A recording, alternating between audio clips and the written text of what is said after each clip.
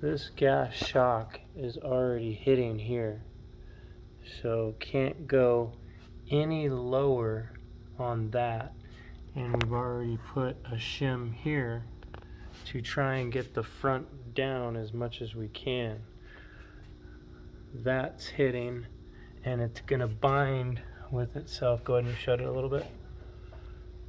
It's gonna bind with itself right there. Keep going, keep going. Okay, now I'm gonna crawl under here.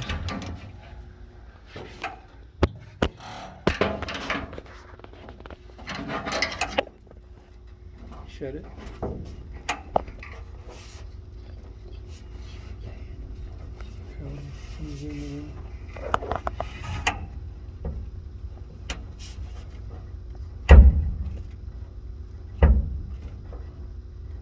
Okay, now open it.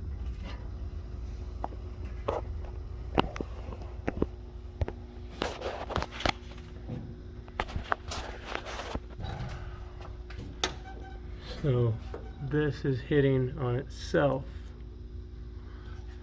and it's not allowing it to close any more than that.